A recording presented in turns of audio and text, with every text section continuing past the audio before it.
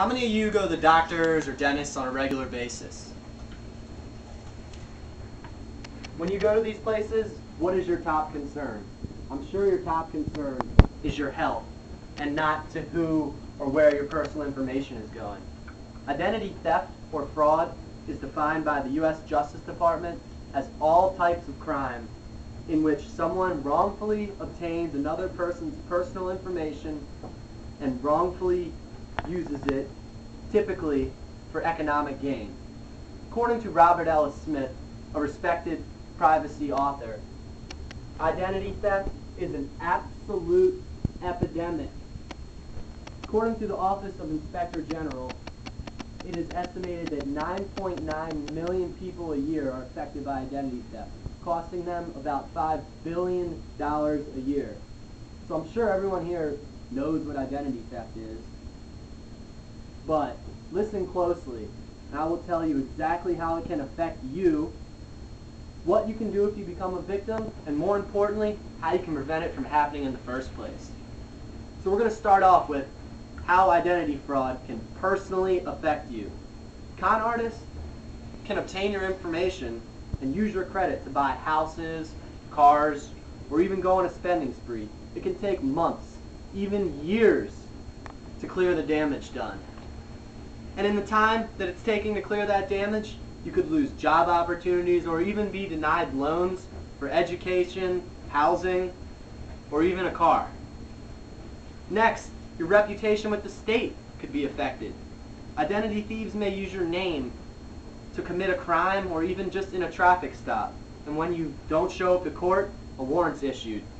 And you may be incarcerated for a crime you did not even commit. A final way is that identity thieves may use your name to receive medical care.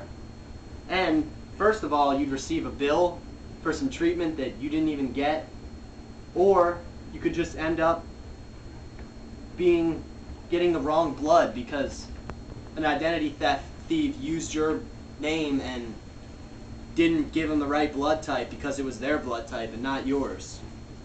So now that you know how you can personally be affected and how common it is, now imagine you're a victim. What should you do? Well, the Federal Trade Commission says that you should first place a fraud alert on your credit report and review them using one of the 3 credit reporting agencies. They are Equifax, TransUnion, and Experian. Alerts can help stop the thieves from opening any more new accounts. In addition to that, you can stop all the accounts that were being tampered with to prevent thieves from using them anymore. And then finally, you want to file a complaint with the Federal Trade Commission and your local law enforcement. This will help the police and the government track down this identity theft thief before he does any more damage. And in most cases, it's important that you do not change your social security number. Changing your social security number can jeopardize future credit worthiness.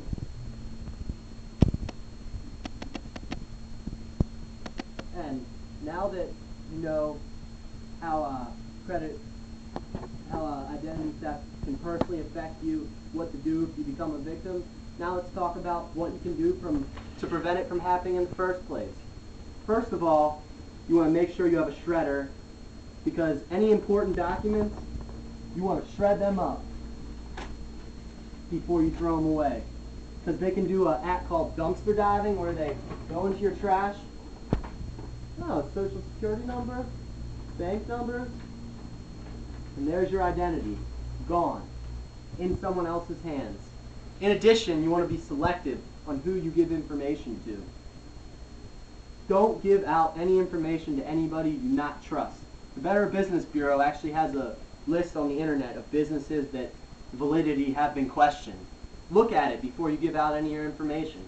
In addition, you want to make sure you don't carry around anything you don't need. Passport, there's no reason to carry that around. Birth certificate, why do you need to carry that? Most important thing is your ID and maybe 1 credit card.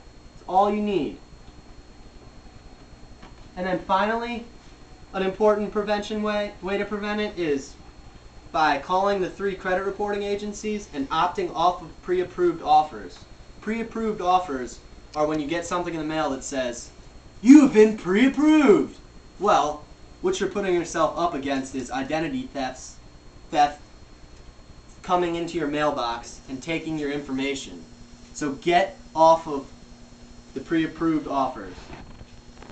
I'm sure that none of you want to be victims of identity theft, and that is why awareness is key to prevention. It is important to know how identity theft can affect you personally, what to do if you become a victim, and more importantly, how to prevent it from occurring in the first place. For more information on identity theft, you can visit identitytheft.org, FBI.gov, FTC.gov, or the Better Business Bureau website, and that will help you get more information if that's what you want to do, or file a complaint. William Shakespeare once said, "But he that filches from me my good name robs me of that which not enriches him, and makes me poor indeed." Any questions?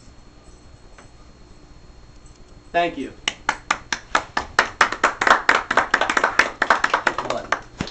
This button? Yep. No, make sure you turn it off. Or you Take it now. take it. Yeah, I ain't Deal touching with it. it. The dogs? There's 6 people. And a dog.